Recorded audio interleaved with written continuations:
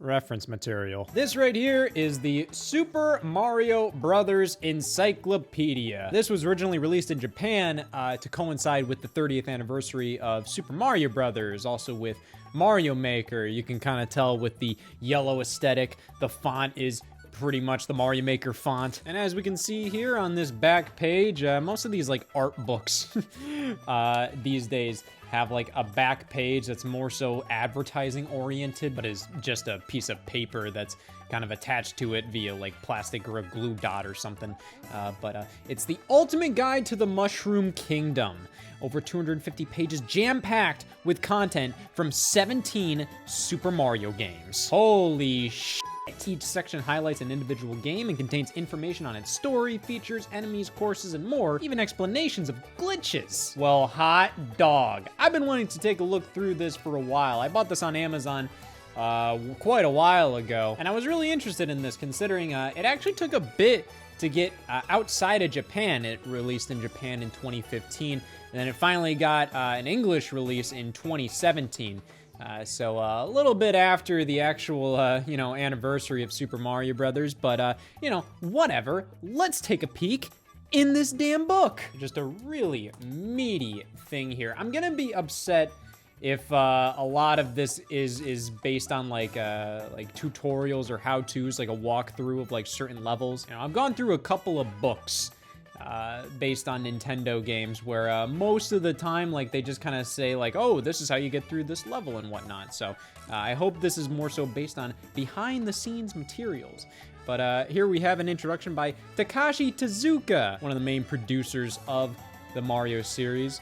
Yeah, we're already seeing some pretty fun little behind the scenes tidbits. A handwritten note on Super Mario Brothers during the time of its development. It calls for large, fast characters. When I officially joined the company, it wasn't to be on the team building the Game & Watch, but rather in the creative division, eventually called Nintendo EAD. For the next one, let's make a fast-paced game that has levels on the land, in the sea, and in the air, and let's do it with large characters. It's pretty interesting to think about the original Super Mario Brothers in that context of like, man, let's make a game with it all. It's just like, how often do we actually think of the original Super Mario Brothers like that? But just seeing like the original like pitch, I guess, for Super Mario Brothers, specifically saying we are gonna have some large, fast characters. Like that was the pitch. And they translated the whole thing. They do have like actual English text describing. This game will use the fast-paced gameplay first introduced in the sequels to Donkey Kong, such as Jr. and Mario Brothers. It's a reimagining of those kind of games using a large-sized Mario sprite. Very interesting. Yeah, I'm already liking this a lot better than a lot of the other junk I've read. Here we have a big spread for Super Mario Maker, which this honestly feels a bit more like an advertisement for the game, but still really cool. I think this is really interesting how they're kind of immortalizing a lot of the stuff released for Mario Maker in this book. So we have Wii U bundles here, showing the white Wii U bundle, released only in Japan, but the black Wii U bundle, released over here in North America with the modern color Mario amiibo. They show the Japanese box art here, alongside the fact that the package included a booklet, which this booklet always disappointed me. It just felt like kind of a strange art book, where it's just kind of screenshots of random things from Mario Maker. It's mostly supposed to be like an idea booklet. It says, fully packed with ideas for creating your own course. You can also get the contents of the booklet on the Nintendo site for free. When they say ideas for your course, 90% of this booklet are just random ass Mario Maker screenshots. Like, yes, it can help you come up with ideas for your course, but I would have preferred maybe like a level design 101 from the pros, where like Miyamoto teaches you like how he would make a level or something like that. I don't know. We move on to all the different styles in Mario Maker. Pretty cool how they actually mention how, hey, we've added the Ghost House and Airship themes, and they weren't in the original game. And same with Ghost Houses not being in Mario 3, Airships not being in Mario World. That was one of my favorite things about Mario Maker, and Mario Maker 2 as well, how they went in and they had to come up with how these different level themes would look in these different games. I love the airship theme in Mario World. It sounds so cool. I love it. And the ghost house in Mario 3, like these new level themes feel like they were in the game from the start. It's really, really impressive they were able to go in there and just kind of create new assets for these decades-old games and make them feel like they were always there from the start. The only thing that I think was always really strange was Bowser's sprite in Super Mario World. Just doesn't really look like Bowser from Mario World. It looks more like a 16-bit version of Bowser from New Super Mario Bros. U, but whatever. I do think the themes in the original Super Mario Bros. Feel the most like, this wouldn't have been in the original game. But I don't think that's because of the actual design of them here. I think that's more so to do with the fact that, like, I know Mario 1 so well. I know how limited that game is, so I feel like a ghost house or airship makes no goddamn sense in that game. All right, and then we move over here to an overview of all 17 titles. So yeah, the 17 main Mario games. This is a graphic I actually remember being on a Super Mario Maker poster that I got with my pre-order of the game at GameStop, so that's really cool. And yeah, this is a huge like Mario Maker theme. Mario Maker was supposed to be the 30th anniversary title for Mario, but like, was it? It just kind of fell into place. Like, it was like, yep, this is the 30th anniversary title, like we always planned. Please believe us. I mean, I guess it makes sense as a 30th anniversary title. Oh, great, you can finally make your own Mario games. Good for you. But yeah, looking at all the games considered mainline, there's not a ton missing here. I mean, you could consider something like, you know, where's Mario 64 DS? I think Mario Run would technically count as well if that came out before this book was published in Japan, but whatever. The mainline Mario is a little strange in that way. But yeah, I'm loving how this book is set up. It's just so, like, this is already really fun to look through. And we have the full Super Mario Brothers series. This is a quick look at 17 games in the series released between 1985 and 2015. Many of the titles here have different versions that came later, but we're presenting them as they were originally published.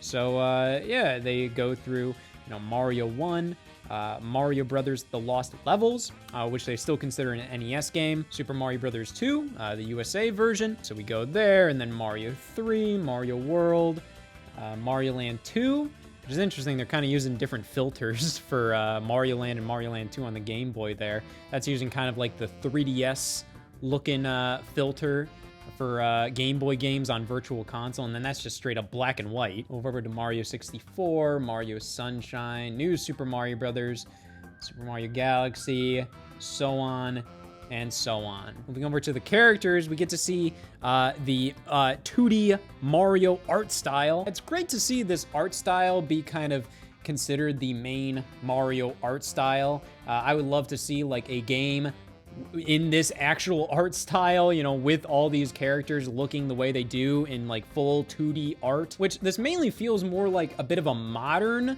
thing for Mario. Like I always see promotional Mario art featuring this art style, but this goes all the way back to like Mario 3. And when you look at all the art drawn for Mario 3, even like the original Super Mario Brothers, but I think like this style was really kind of set in stone with Mario 3. You really start to see like, man, like this has pretty much been like the Mario style ever since like the very beginning. Do you ever look at like the Super Mario Land box art and think like, damn, that looks like strangely modern? And that's like 1989. I feel like a lot of that has to do with the fact that this art style has kind of stayed true with the series ever since. I don't think it was really used for a bit in the middle there, but I feel like, you know, it's been there at the very beginning, and then maybe during like the 3D introduction of the 3D games, kind of started to go away a bit.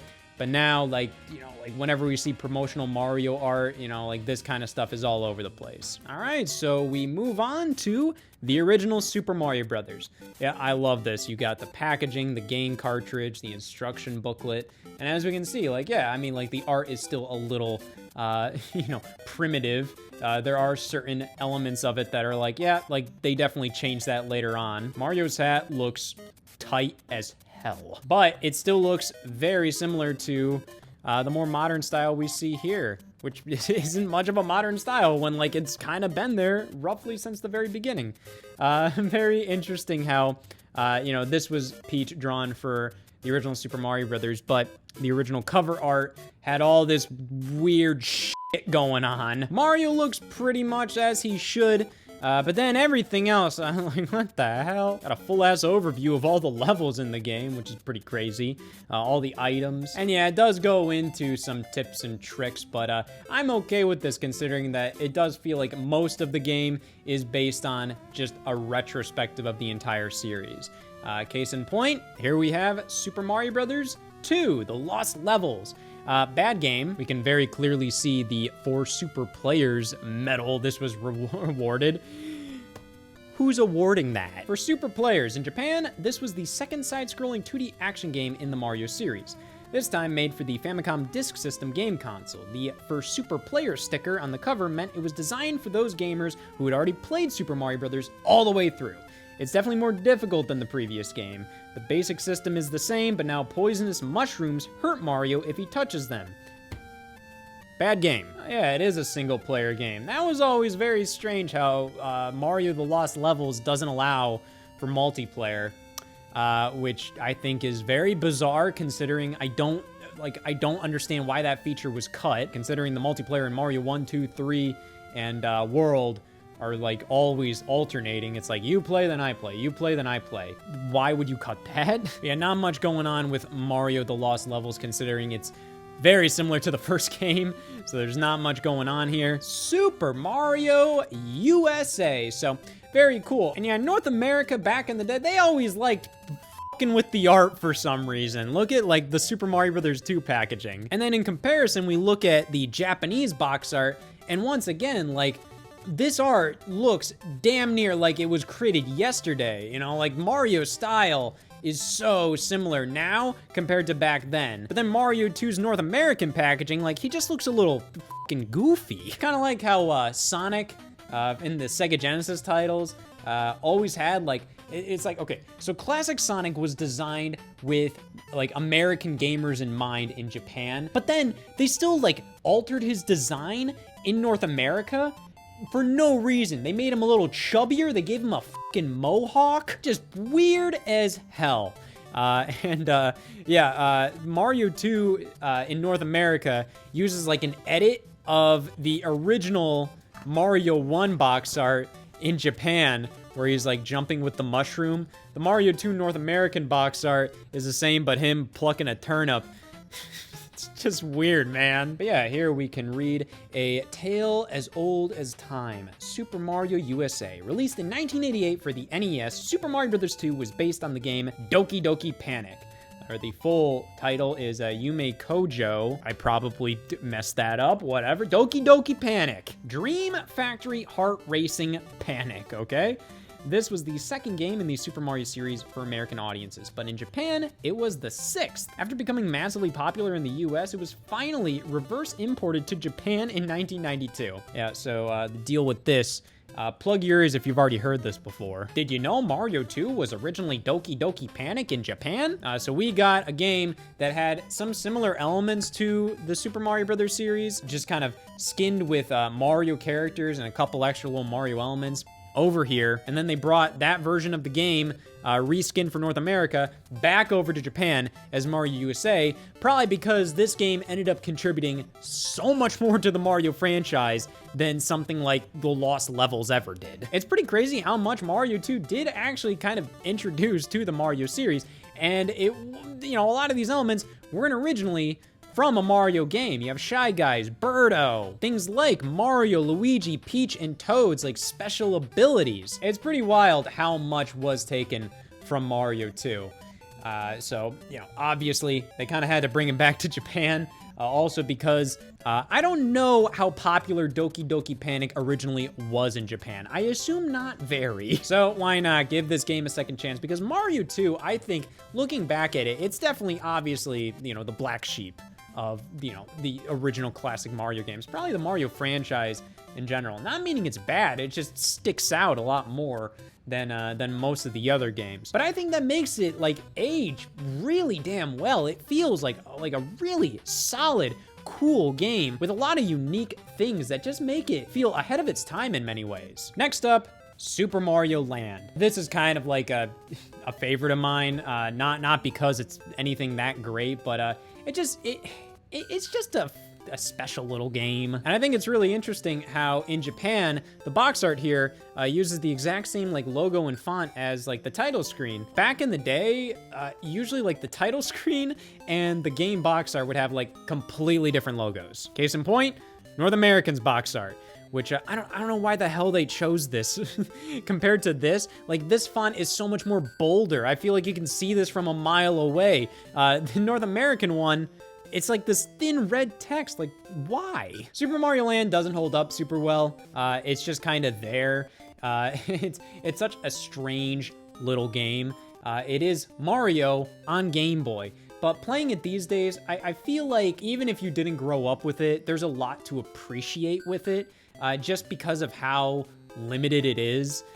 You know, the physics aren't really there, and it's just so short, but because of that, I feel like it's so endearing. I don't know, there's something about it that's always kind of fun to just play again and just kind of experience like what a Game Boy game was like at the launch of the system, because like right here, the game was released as a launch title for the Game Boy, and it was the first handheld Super Mario game. It was presented as a new type of action game, different from the console games. The new world for Mario's adventures was a little different from the Mushroom Kingdom. Yeah, f***ing aliens, man. Tatanga captured Princess Daisy. It's a completely different setup from the f***ing dragon capturing Princess Peach. I don't know. When you say a different type of action game, a new type of action game, I assume they're kind of talking about how this game had unique little shooter segments. There were some side-scrolling shoot-'em-up levels here. You also had different mechanics like riding boulders. Very strange game. I would love to see this game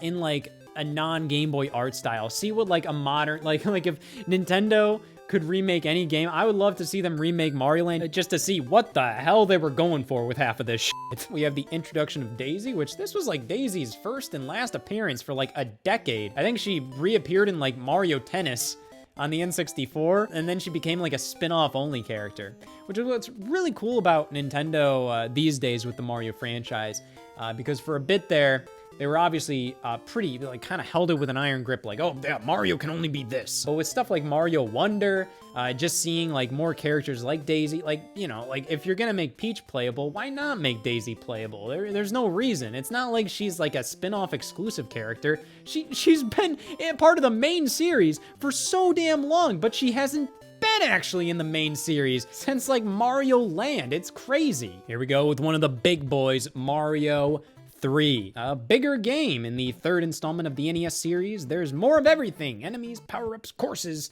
In addition to the familiar characters that you know and love, the game features some new faces. The 7 Koopalings, Bob-Ombs, and Boo. Introducing the world map. Yeah, Mario 3 will always be like definitely like one of the best games of all time. I mean, it holds up today like so damn well. I mean, like, especially if you play it on an NES, like, it doesn't get much better than Mario 3. This game feels massive with so much to it, even these days. And to imagine this game coming out in like 1990, it's absolutely bonkers. There's so many secrets. There's so much to this game. All the worlds feel unique from each other. So many power-ups, mini games. You have like this, you know, the card game. You have the original Mario Brothers arcade game randomly stuffed in there. Crazy stuff. But what's even crazier is comparing it to Mario World. It is really hard for me to pick between like Mario 3 and Mario World. I grew up with both of these equally, Mario 3 at my grandma's house and Mario World on the GBA. And this is very cool. I mean, I already knew that in Japan, it was subtitled Super Mario Brothers 4, but very high-res version of the Japanese box art here, where it clearly shows that the subtitle for this was Super Mario Brothers 4, which is very interesting.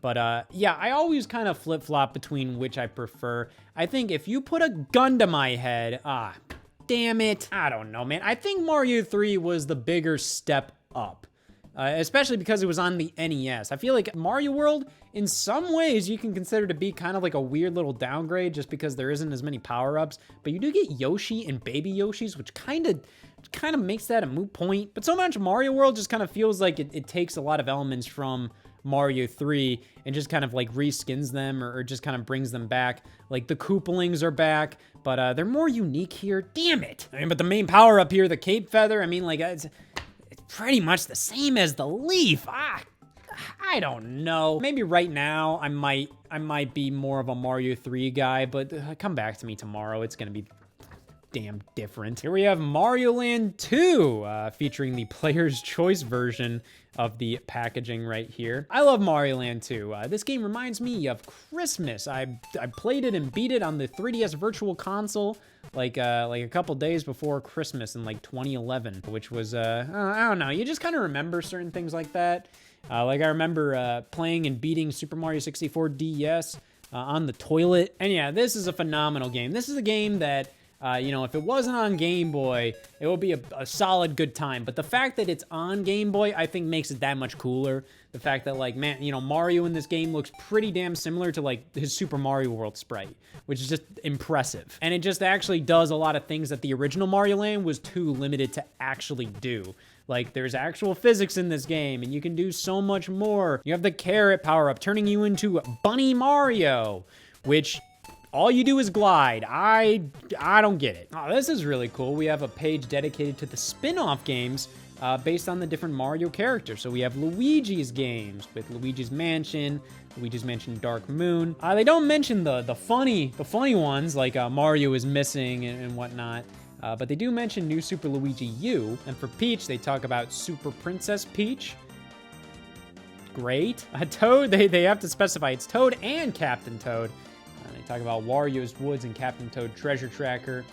Yoshi, it was only 1 year after Yoshi's debut in Super Mario World before he starred as the main character in his own self-titled adventure, Yoshi. Weird-ass game right there. I mean, like, the Yoshi puzzle game on NES and Game Boy, I mean, it's fine. It's a game. But it's like, it's really strange to me that they pumped out like a Yoshi-themed puzzle game just a year after Super Mario World and on the NES. Then we have Yoshi's Island and the whole Yoshi series after that. And Wario, we discussed Wario Land. But let me see, the sequel, Wario Land Super Mario Land 3, was released in 1994. At that point, Wario took his place as the lead character of the series. After that, interesting. Okay, so it kind of sounds like the way they're talking about it is like the Super Mario Land series just transformed into the Wario Land series. So technically, Wario Land 4 is a part of the Super Mario Land series. That is a weird thing when you think about it. The Wario Land series has some strange things about it that I don't understand and I don't know how to explain. So you have, you know, Super Mario Land, then Super Mario Land 2. And then we have Wario Land, Super Mario Land 3, which then moves into Wario Land 2. But we also had Virtual Boy Wario Land before that. So is Wario Land 2 a sequel to Virtual Boy Wario Land or Super Mario Land 3? But the fact that this game says that Wario took his place as the lead character of that series means that Wario Land 4 is technically Super Mario Land 6 or 7 if you want to count the Virtual Boy game. I don't know. Of course, we got to mention WarioWare, but you know, they mainly show a stretched image in Game & Wario. Here we have the big boy, Super Mario 64. Classic game. Definitely doesn't age as well as, you know, Mario 3 or Mario World. And I'm only saying that now. I wouldn't normally say that, but I am thinking about, like, you know, I was thinking, like, what do I like better, Mario 3 or Mario World? And I think, like, Mario 64, if I had to pick a game to live with for the rest of my life, it would probably be Mario 64 out of those games. But, you know, I thought about how, like, Mario 3 is so impressive as an NES game because there's so much to it. Like, it wouldn't feel out of place if it released like these days as like a full-fledged game. Like, there's so much to it. Mario 64 doesn't age as well in that way. It still has a lot to it, but there's just a bunch of funky bullshit in this game that you don't get in like the 2D games, but that's to be expected. I mean, it's the first of its kind right here. And they actually mentioned the Shindo version of Mario 64. About a year after the game's initial release, a Rumble Pack compatible version of the game was released in Japan. This new version didn't just make the controller vibrate, it also had a new dialogue for both Mario and Peach and changed other details, including the sound effects and image for Jolly Roger Bay. So that was a bit of a controversy how that version of the game was included in Mario 3D All-Stars, because they removed one of like the big speedrunning glitches in the game. But about a year later, Nintendo added, you know, the original Mario 64 version to Nintendo Switch Online. So, like, at the end of the day, I think it was really cool that they did this version for Mario 3D All-Stars, because that would have been, like, the first time this version was released in North America. It's not much different at all. It was literally kind of just released as a way to patch a couple little glitches here and there and also add Rumble Pack support. But still, really cool we got like a North American release for that version. Really cool we get these, you know, nice pieces of Mario 64 promotional art. I've never seen the Vanish Mario art here. I've definitely seen Metal Mario there. This is so damn cool. I could imagine this up on my closet door. Damn, they go over like all the stars you get in each course here. Yeah, it's taking up a decent amount of this, but you know, it's an encyclopedia. I think this book has definitely earned its right to go over every single star in Mario 64. Then we get a look at the Mario sports games here. A bit unfortunate that they have to kind of like cut down on all the spin-off talk, because I feel like they could make like this incredible book that has nothing but all of this kind of garbage. Because if you want a true Mario encyclopedia, you can't just have a paragraph about Mario and NBA Street V3. Here we have Super Mario Sunshine. I don't remember if this is the exact Japanese box art. It probably is, but that's pretty cool that we got this art as the instruction book manual art in North America when it was the Japanese box art, which is pretty fun. The dramatic story unfolds with a lot of movie-grade cutscenes, now with the visual power boost of the Nintendo GameCube console. What cutscenes are we talking about here? Yeah, I really love Mario Sunshine. It's one of the other black sheeps of the Mario franchise. But again, that doesn't mean it's a bad thing. It's just so unique and different. But it definitely has some funkiness to it, man. But the control in the game honestly feels like it is one of the best in the Mario series, in my opinion. You know, I love Mario Galaxy, but I feel like I have more control of Mario in Sunshine. Oh, look at this. Collect all 120 Shine Sprites. There are 120 Shine Sprites to be found in the game. Once you've gathered them all, your save file gets a special mark, and there's a new cutscene after the credits scroll. That's why a lot of people absolutely despise Mario Sunshine, because they are weird little completionists. Yeah, that's how a lot of people play their games. If it's a 3D platformer collectathon, they gotta collect everything. I don't blame them on that. But if it gets to a point where it's like Mario Sunshine, and you know that's all you're gonna get when you complete the game, just give up. Oh, this is amazing. All right, Mario Series Flyer Gallery. These flyers are distributed to toy stores, game shops, and other software retailers to introduce the series. They came in A4 size, and they explained what made each game so fun to play. Yeah, this is really cool, just seeing like a couple of the flyers here. And they also have booklets.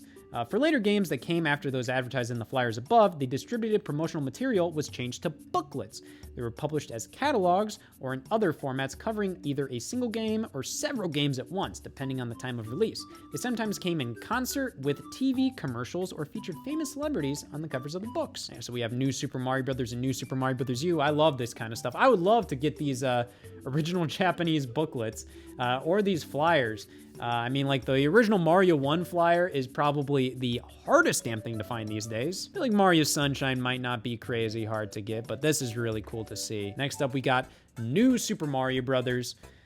Return of the Side-Scroller. After Super Mario Land 2 6 Golden Coins, there wasn't another 2D side-scrolling action game starring Mario for 14 years. Yeah, it's pretty crazy to look back at, like, that introduction of 3D. It almost kind of seemed like when 3D became the norm, Nintendo was like, yep, no more 2D, at least in some cases, specifically with Mario. I mean, like, that was pretty much it.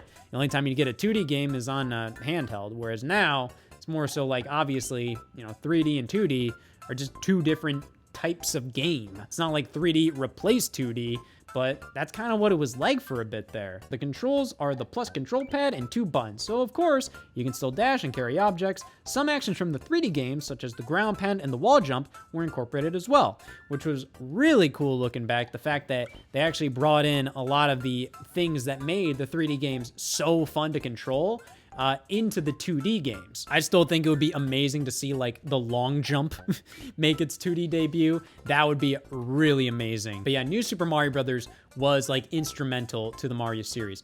To many, and I will agree, it was also probably the worst thing to happen to the Mario series for a second, just because so much of like what Mario was kind of defined by what was in New Super Mario Brothers. It was just so sterile. It was always just like generic ass Mario.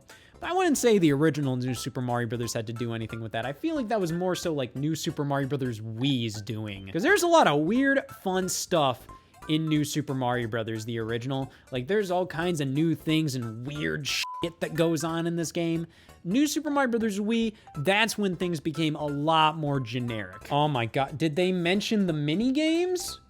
Where are the mini games? You can't, this isn't the fucking encyclopedia if I don't see the mini games talked about. What the hell? This is like some kind of oh, thank God. But they don't mention Mario 64 DS. I don't know if they've ever mentioned Mario 64 DS in this book.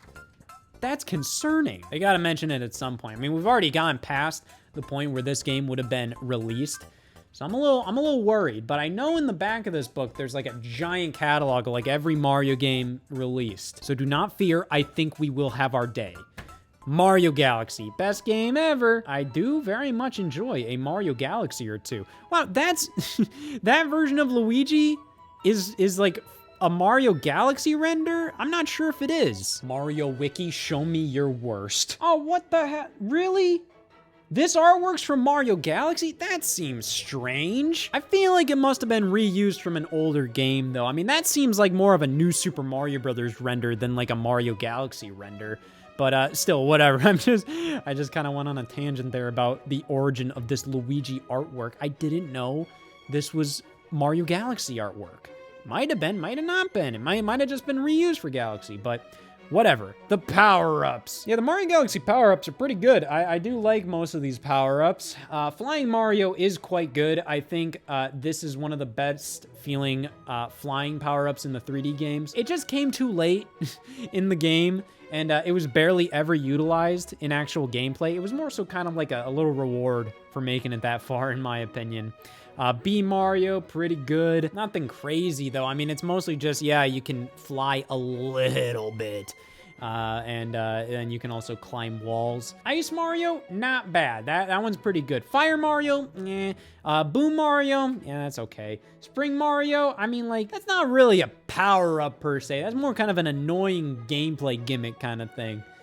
Listen, I can say that because this is my favorite game, you know? I can criticize those I love. But I think these power-ups are more so here for gameplay variety, rather than making you feel all so powerful. And I think they do a good job bringing some variety to the game. But I do think Mario Galaxy 2 has better power-ups that are, like, super fun to use and also, like, help bring variety to the game. You know what would have been badass if they would have had, like, the Rosalina's storybook from Mario Galaxy in this book somehow. It just like you can actually flip through it. Or imagine if they actually released that. Like, what if they did like a Club Nintendo reward back in the day when Nintendo had Club Nintendo, and they actually released like a version of that book as like a little reward you could get? Be badass. I'm really stretching the opinion of the word badass, but still. Move on to New Super Mario Brothers Wii. Solid game here, but I do think it kind of brought in a, I mean, like, just look at these character models, man. That's like 2% away from a T-pose. Solid power-ups here as well, though I always felt like having Ice Mario and Penguin Mario was pretty redundant. Like, just have one or the other. Why do we need to have both? It's just kind of like, okay. Next up, Mario Galaxy 2. Are they going to talk about the DVD? They talked about the DVD. That's one thing I kind of want to see if I can get some point. The Japanese or European version of Mario Galaxy 2, because they came with a DVD. The Japanese and European versions of this game came with a DVD for Super Mario Galaxy 2 beginners. It gives crystal clear visuals of the basic actions of the game, meant especially for first-timers. It also included a special movie collection and a section on practical techniques. Weird as hell. So from what I remember about specific Wii game file sizes, I don't think Mario Galaxy 2 filled up the entire disc. Probably not. I think like when it comes to Wii games that filled up their entire disc, basically, I mean, you're talking about like Smash Brothers Brawl at that point. So I feel like why not include these videos on the disc and like you could compress them down or something. But like, I just feel like Mario Galaxy 2 is a strange one to do this with. Maybe it's to ensure that more casual people that got into the Mario series with like New Super Mario Brothers and New Super Mario Brothers Wii could actually play Mario Galaxy 2. But it's like, I don't think those people would be willing to sit down and learn how to play with a DVD. Yeah, like I was talking about, power-ups in this game. I mean, you have Cloud Mario, Rock Mario, super fun. Cloud Mario is like one of the best power-ups in my opinion. Like I would love to see that in like a 2D game. And then you have Yoshi with all of his stuff he's got going on out there. The Dash Pepper, Blimp Fruit, Bulbberry. I mean, like, oh, it's so good. It's such a great game. It's another like 10 out of 10 kind of game, but I do kind of feel like, you know, Mario Galaxy, I have that emotional connection to. Mario Galaxy 2, I just think is like a fucking awesome game. But that's what makes them an incredible duology. You know, they feel like they're cut from the same cloth, but they offer two different things, and I think that's really cool. But thank Christ. We have this whole section about remakes. Over the years, there have been many remakes and portions of old games included for new systems. I wonder what they mean by portions. Here, we'll talk about some of them, but we're not including titles that were available for the classic NES series, for the Game Boy Advance, on the Virtual Console, for the Nintendo 3DS or Wii U, or those that are now downloadable titles. I mean, like, why say you're not going to include them when you just list them off right there? Why not just have, like, a little, like, blurb down here that says, like, other instances of Mario remakes, classic NES series, Wii Virtual Console, 3DS Virtual, like why do that? Yep, the usual suspects. We got Mario All-Stars, Mario Brothers Deluxe, the Advanced series of games, which they don't mention Yoshi's Island here, which is interesting, but it's not a main series game. Then we have Super Mario 64 DS. Thank God they met the quota. We're coming up to the end of where this book goes up to with Mario Maker in 2015, because we're already at Super Mario 3D Land. Solid game. I loved this game at the time, and I still love it, but you know, it's a bit basic, you know, like looking back at it. It's very much like New Super Mario Brothers in a 3D space, and that's all it kind of is, because it doesn't really do much more than that. But it's really good for what it is, you know, like it's a really solid time. But yeah, as we can see, this is kind of where we enter that generic era of Mario where it's like, yeah, these are Mario 3D Land renders. Who cares? Like the other games had so much of their own like unique style. Even when we look at like the Mario Galaxy renders, like, you know, you see like this kind of like this shininess to like Mario where like he has kind of like this glow to him where everything about Mario 3D Land, all the characters, all the art design, it just feels like New Super Mario Brothers, and that's kind of the era we're leading into here, where it's just like, come on, like, is this really something new? He lost his hat. Good for him. I will say, definitely a really cool thing about 3D Land were these little photographic cutscenes, or just photographs that were kind of cutscenes that kind of moved with shaking the system. They use that classic Mario art style, so seeing that in-game is always a treat. And I think it just kind of led to this game having a bit of its own identity, which I did really like. And they kind of continue that in 3D World, but only one time. It's really strange. Like, it's at the beginning cutscene when that Sprixie princess pops out of the pipe, and she's like, "Help us, Bowser is after us." And they show like a cutscene that looks very similar to these, once, and it's like, why even do that if you're not going to do it again? Just very strange. But over here, oh boy, I'm liking this.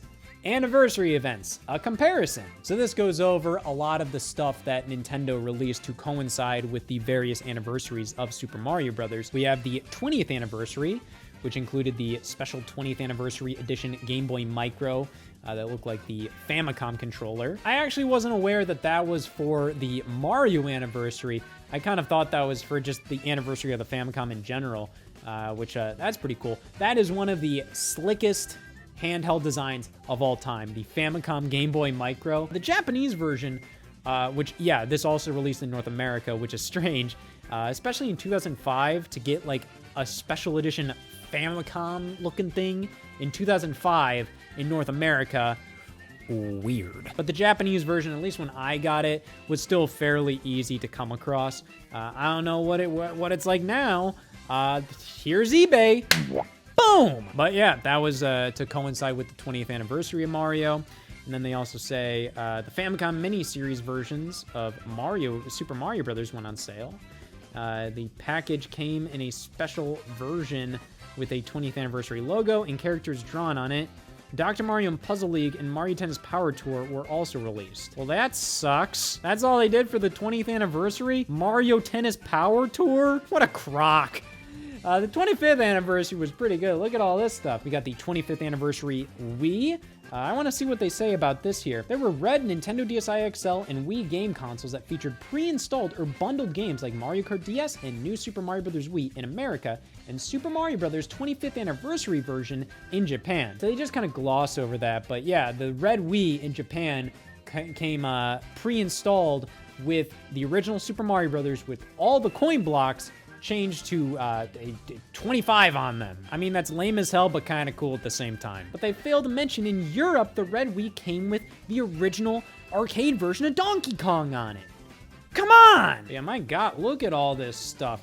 So you had the original Super Mario All-Stars on Wii, which was kind of a bit of a lame thing, but also at the same time, still kind of cool. Oh man, they actually do show the 25th anniversary version of Mario here, with the 25s on the coin block. I didn't notice that, but yeah, they show all the different merchandise they released, and Mario All-Stars on Wii, once again, kind of lame, but also kind of cool. The packaging was really cool, but still a bit of a lower effort, kind of felt a little rushed, but still well done for what it was. And then the 30th anniversary, which didn't get as much stuff. The 30th anniversary celebrated 17 games and featured yellow as its thematic color. No, that's Mario Maker. It's Mario Maker that was yellow, not the 30th anniversary. Talking about Mario Maker, like the Mario Maker was like some big event that was supposed to celebrate the 30th anniversary. Talking about the Amiibo. A lot of this stuff is just Mario Maker released, and stuff came out for Mario Maker, so they made it about the 30th anniversary. On the Nintendo official website, they introduced a series of videos covering the generations. The Let's Super Mario campaign invited videos from fans all over the world. Yeah, so that was how they ended their E3 2015 press conference, which was already pretty lame, but they ended it with asking you to send in a video about Mario. And I said no. Those videos are private for me. Moving on to New Super Mario Bros. 2. A bit of a guilty pleasure game of mine. I like it more than the Wii U game.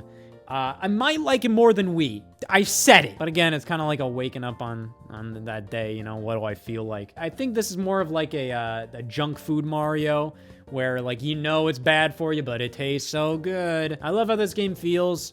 I think the coin mechanic, well, it's not even a mechanic. It's just there's a lot of coins in this game, and they pretend that it's like a big deal. It's not. They just put more coins in the game than usual. But it's fun. It's addicting. It's something where, like, you can always pop this game in and know you're going to get a good time. It's not going to be annoying. It's not going to be anything more than just something. Shut your brain off and play a solid little Mario game. I loved Coin Rush mode. That was really fun. I'm not sure if they mentioned the DLC courses in this game, which is strange considering this is the first Mario game with paid downloadable content to it, which I think warrants a mention. They probably did, but I just didn't see it. Then we move over to, God damn, I don't give a shit. Yeah, this game just bores me. It just bores me. Let's see, up to 5 people can play. Play with me when Mario's away, Luigi plays, and New Super Luigi U. God, yeah, this book just got boring as shit in the past 50 pages. I love that they only introduced like one new power-up in this game, and it's Flying Squirrel Mario. Like that fucking matters. I mean, I like that power-up. I think it's good for what it is, but like so many power-ups they introduce in Mario are just variations of the flying. Like, it's just like variations of gliding or flying. That's all they do. I'm like, do something fun, like the cloud power-up. That was so cool. And we have Super Mario 3D World, Great game. Love this game. You know, I had a bit of a funny little history with it where it's just like, you know, got announced, was disappointed. Trailer came out, thought it looked incredible. Then thought it was like the best game ever when it released. Then like months go by, years go by, I'm like, nah, I don't know about this game. And then, you know, I'm kind of like, it could have been a lot better. And then Mario Odyssey comes out, and then you realize like, oh, this is just a different type of 3D Mario. This isn't 3D Mario from now on, and then you love it even more. It's just a fun game. It's just a good, solid game right here. Definitely not the best 3D Mario, but it's definitely a really great game. Definitely like in the top 15 Mario game. I'd say it's probably in the top 10 somewhere, maybe. Might be lower on the list. Ooh, you got all the stamps here. I thought that was really cool in the Nintendo Switch port, how they actually colored in all the stamps. That was like such an element that I didn't think they would do. I didn't even realize that they would actually look into doing that. But yeah, I think that's really, really cool. Why don't you play Luigi Brothers? Do you want all the reasons? Aw, damn, look, Mario, before he was Super. So here they talk about Donkey Kong and Donkey Kong Game & Watch, Mario Brothers, Mario Brothers Arcade, and then we have some funky little Super Mario Brothers things. So Game & Watch, Super Mario Brothers, look at this. Oh my God, look at this. Freebie version shaped like the Famicom Disk System's mascot, Discoon. So this is strange. I don't even know what this is. Super Mario Brothers Game & Watch version. In Japan, this was given out as a freebie at a Famicom Disk System competition event. In other regions, it was sold as a part of the new widescreen and crystal screen series. So yeah, I knew about these. I actually have this one. I don't know if it actually works because it's so old. The crystal screen one is pretty damn cool. I didn't know this was a thing. This is crazy. A little Discoon, the mascot for the Famicom Disk System. Like, wow. Oh boy. And here we have a general list of every game Mario has been a part of. And they actually have little ratings here, like Mario's involvement. So 4 stars, it's a main series Mario game. Then 3 out of 4 stars means Mario is a major character. 2, Mario plays a small part. 1, Mario's likeness appears. None, a member of the Mario family appears. This section lists quite a few games in which Mario has played a part, dating back to the Famicom and NES age, all the way up to August 2016. While this book has covered the main entries in the Super Mario series in great detail, there are still many other titles where Mario is the star or makes a cameo, and yet this is not an exhaustive list. Certain games where Mario plays a minor role, his likeness is used as an item or decoration, and games that involve a member of the Mario family are included. So I wonder what games they didn't include, because there's already some stuff that I'm like, I am a teacher Super Mario sweater? All right, so let's look through this. First up, Donkey Kong Jr. Math. No Mario involvement. Doesn't say. It says a member of the Mario family appears. Even though Mario doesn't appear in this game, the Kongs play a big part. I am certain Mario appears in Donkey Kong Jr. Math. I f***ed up. I love how Mario Brothers is considered like a 3 out of 4 star Mario game. Like it's getting there. And then All Night Nippon Super Mario Brothers, which is this version of Super Mario Brothers was a collaboration with Nippon Broadcasting System. Personalities from the popular radio show All Night Nippon were not only drawn on the cover, they also appeared in-game as enemies like Goombas and Piranha Plants, and even took the place of the Mushroom Retainers. This was a limited run raffle prize. 3. Mario is a major character. Not mainline, even though it's literally just Super Mario Brothers. I understand why it's not mainline. I'm just kind of poking fun at the fact that this is a little like, this system saying, oh, 3 stars means he's just a major character. It's a little silly. Kirby Superstar is a 1. An action game starring Kirby. When Kirby activates his stone ability, he may turn into a statue of Mario. The Mario family earned the audience during the Megaton Punch contest. Yes. Tetris Attack. Known as Panel de Pon in Japan, this often fast-paced puzzle game features Yoshi and friends on a quest to break Kamek's curse and defeat Bowser. 0! I guess it genuinely has to have Mario in it. Not even like, oh yeah, Mario characters. I mean, like that's... I think that should be a 1, even though 1 is, like, specifically Mario's likeness appears. Like, come on, man. Yeah, come on. Just interesting. Legend of Zelda Link to the Past as a 1. Picture of Mario can be found in a house in Kakariko Village. Mario and Wario, very interesting game here. Would have worked great on the Wii U because it uses the Super Nintendo mouse, and you have to control Wanda the Fairy to, tell Mario where to go with a bucket on his head. And then we have Earthbound. If the player allows the game to suggest a character name, options such as Mario and Luigi come up. Come on, that's stretching it. Donkey Kong Land and Donkey Kong Land 2. Though, this is interesting. Let me see. 2 stars means Mario plays a small part. Donkey Kong Land. This Game Boy game is heavily inspired by the SNES game Donkey Kong Country. 0 stars. Donkey Kong Land 2 gets 2 stars. This game is a simplified version of Donkey Kong Country 2, but for Game Boy. Why is this a 2-star? Why does it say Mario plays a small part? I haven't played enough Donkey Kong Land 2 specifically to know. Stunt Race FX, a polygonal 3D racing game. There are Mario billboards on one course. My lord. Super Mario All-Stars is a 3-star? I think they really need to rethink this. Just because it's like, oh yeah, 4-star means it's a main Mario series game. 3-star is just Mario's a major character. What the hell are you talking about? Mario All-Stars isn't a main series game. I know it's a remake collection, but still. Kaisai Shin Onigashima. Is that like the game with like the cavemen looking things? Yeah, these guys. I remember them from Smash Brothers. It's a 1-star. This game was available for download using a Nintendo Power cartridge, a Japan-exclusive accessory that allowed players to download games to it at their leisure. It was originally released on Satellaview as BS Shin Onigashima, but on May 23, 1998, it was also released as a physical Super Famicom game. A golden Mario statue appears, and related dialogue translates to, a golden Mario? No, it must be a golden statue of the Buddha. And then a Tamagotchi game, a party game released by Bandai. Mario and his friends appear when the Tamagotchis grow up. Damn. Yeah, there's a lot of crazy stuff on here that I didn't even know. I didn't even know of a lot of this stuff, man. This is crazy. They even mentioned the 64DD boot screen. The 64DD was a Japan-exclusive peripheral for the Nintendo 64. The boot screen shows Mario running circles around the Nintendo 64 logo. And then they talk about all the Picross games that were exclusive to like the Satellaview or the Nintendo Power cartridge. Just all kinds of stuff, man. This is insane. He even mentions Animal Crossing. Mother 1+2, Metal Gear Solid, the Twin Snakes, figures of Mario and Yoshi can be seen. It's just like non-stop, so much stuff is back here. This is probably the coolest part of the book, even though the rest of the book is also damn cool to begin with. I love like just seeing all this obscure stuff. Pokemon Fire Red and Leaf Green. These games are an update of the original Game Boy games, and they have the same dialogue as the original. I didn't even see when they mentioned Pokemon Red and Blue / Red and Green. The dialogue, a game with Mario wearing a bucket on his head, appears in the game. A reference to the Super Famicom game Mario and Wario. Yeah, because didn't Game Freak develop Mario and Wario as well? Indeed they did. But you know what's even cooler? NBA Street V3 is on here. Yakuman DS. The Play-Yan Micro, which I remember watching a video by AK Family Home on that, which was like the coolest thing ever because like it's just fucking weird. Pretty much an MP3 player for your Game Boy Advance. That's pretty rad. There's an optional Mario themed user interface.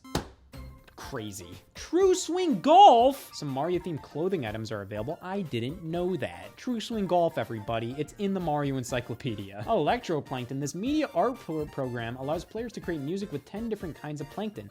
I don't know what's Mario themed in here. Maybe it's like there's like a certain like type of mode in the game / instrument where it kind of plays like with like NES 8-bit sound effects. So that might be what they're referring to. Chibi Robo Plug Into Adventure, an adventure game where players control little Chibi Robo and try to collect happy points. The Eggplant Man enemy from Wrecking Crew, known here as Kid Eggplant, appears. Very specific. I wouldn't even include that, but it's pretty funny that they did. I wonder what they didn't include, because I kind of just want to see like what they deemed as like, no, we're not including that. But then they include Chibi Robo just for the fact that the eggplant guy from Wrecking Crew appears. Dude, the Nintendo DS browser is in here. This allows the player to access the internet on their DS. The image of the Nintendo DS on the package shows Mario. Yeah, it's literally just like on the Nintendo DS browser box art, it shows the Nintendo.com webpage, which is advertising New Super Mario Brothers. That's it. Damn, they mentioned the Wii Shop channel, the fact that when you're downloading something, Mario and Luigi come out. The Check Me Out channel, if a player participates in Mario's contest, they get a commemorative photo. They're talking about a very specific event that's long gone, that's long past on the Check Me Out channel. Wii Music, Nintendo Zone, Nintendo's download service. When players connect using a Nintendo DSi, a pixel art Mario appears. The Digicam print channel. I didn't even know that was a thing. Players could print business cards and photo albums featuring Mario characters. Dagasso Band Brothers DX. Mario's theme plays in the background of the Instruments Dictionary. The Tower DS. The sequel to Sim Tower features a Mario Tower. I didn't know that was a thing on the DS. The Tower DS, eh? We move into more modern stuff here, at least within the past, like, decade. Or at least, like, you know, over the past decade at this point. Picto Bits. A Taiko no Tatsujin Wii. Which you get the original Super Mario Brothers theme in that. Tact of Magic. I don't know what that is. It's a Japanese exclusive Wii game.